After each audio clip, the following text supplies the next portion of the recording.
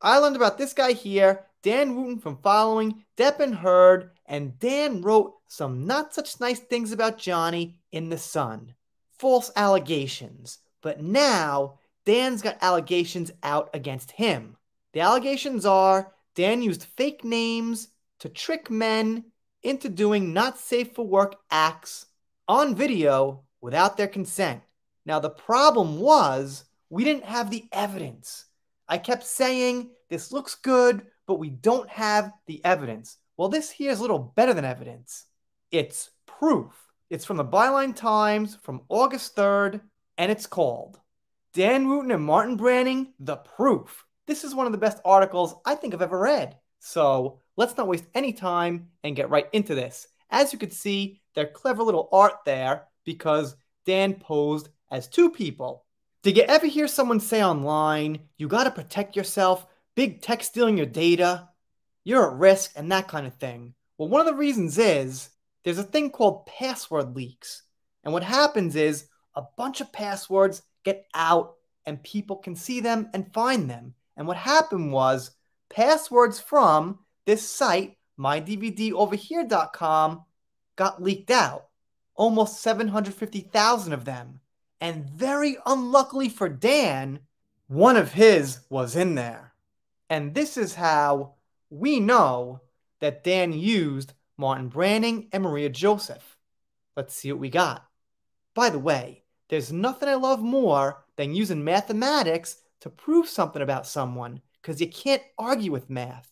GB News star Dan Wootton twice used an identical password as the catfishing pseudonyms Martin Branning and Maria Joseph to subscribe to a movie sharing website Byline Times can reveal. And thank you for revealing that. The presenter used the password along with the email addresses for his private web domain, danwootton.com, and his official News of the World account. They were leaked and published on a publicly available data breach directly in October 2018, alongside Wootton's two email addresses revealed in a dump of login details for 743,280 users of the defunct film indexing service MyDVDOverhere.com, where the email addresses Byline Times revealed Branning and Joseph had used to trick and bribe scores of men into sharing compromising XEXUAL material over at least a 10-year period. Now that there is some incredibly beautiful, beautiful detective work, journalism, reporting, and everything you want to call it. All four of the accounts used the same unusual 8-character password. To protect Wootton's privacy, this newspaper is not publishing the password, which his new representatives today appeared to confirm was indeed used by the journalist. What are the odds of someone using the same exact password 4 times? Don't worry, you don't have to do the math, I'll do it for you. It's very low. Well, let's just say real close to 0. Further analysis of the databases, which are openly available online, shows Wootton also used the same password for his LinkedIn and MySpace profiles alongside music and fitness app sites between October 2016 and 2018. I just love that. Publicly available. So that doesn't mean, well, I have the info, but I can't share it. This person has this court document, but you can't see that. It's public. Anyone can see it. That's the beauty of it.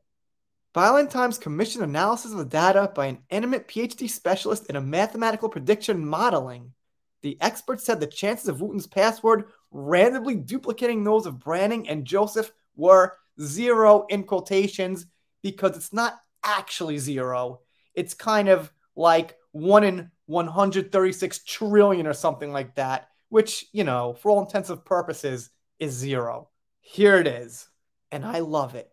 He explained assuming that a user can choose any 8-letter password using the 26 lowercase, 26 uppercase, and then 0 to 9, then approximately 136 trillion passwords could be formed.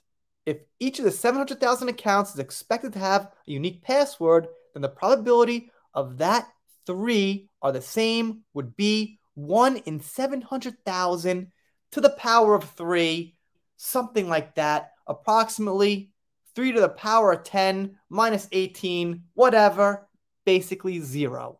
All right, I don't know all the math behind it, but I'm sure in court, the mathematicians will work it out and come to that conclusion.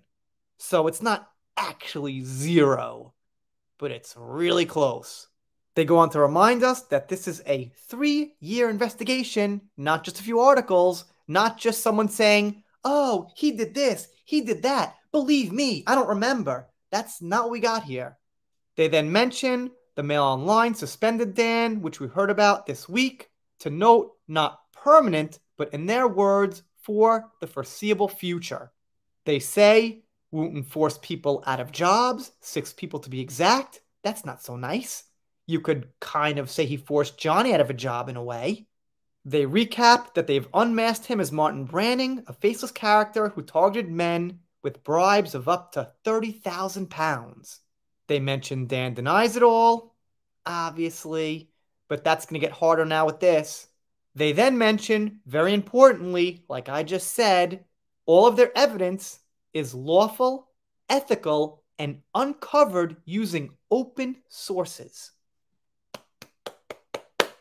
And they print the emails of Martin Branning and Maria Joseph, which I guess they're allowed to do. The audit trail sounds like more. Sounds like more proof and evidence. They had a cyber expert do an analysis, and a few more technical details, some trial and error they did, to be fair, some info on the data breach, data, not sure, you know. They also said on an open source site, Spokeo, if I'm saying that right, Spokeo.com, they found another link between the 2 accounts.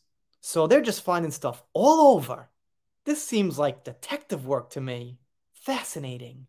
They say their research into the links between Wootton, Branning, and Joseph supports a series of direct human testimonies gathered by this newspaper, which include, of course, Alex Turby, Dan's ex-partner. They go on to claim that they've also got multiple sources, and I'm starting to trust them at this point. This writing is pretty impeccable. They say they've got statements from victims, which I'm sure they'll publish if they can, legally when they can. Looking forward to that. They have a dialogue here in which apparently the female account Dan was posing as admitted to being a man. They've got somebody saying they had a connection to Dan through work, and that Dan displayed some dark behavior, as they put it. So that's about what I got here.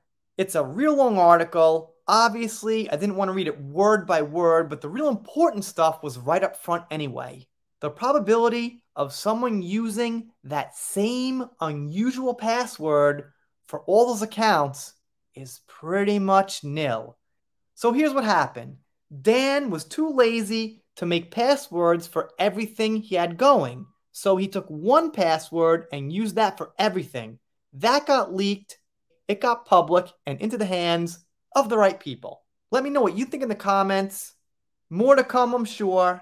If you're not subscribed here, consider it. If you don't, I'll be sad, but I'll get over it. See you next time.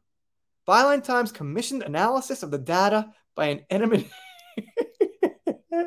It's not funny material, but the whole thing is funny with the passwords and the same ones, and look who got caught. Take 3.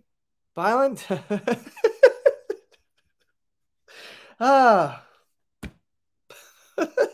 It's almost like this isn't even happening. Like it's a dream. Like it's a dream video. Like, look at this. Look at this video I wish I could make about Dan Wootton getting caught red-handed in this thing, in this same way he blamed Johnny for, about whatever. You know what I'm saying?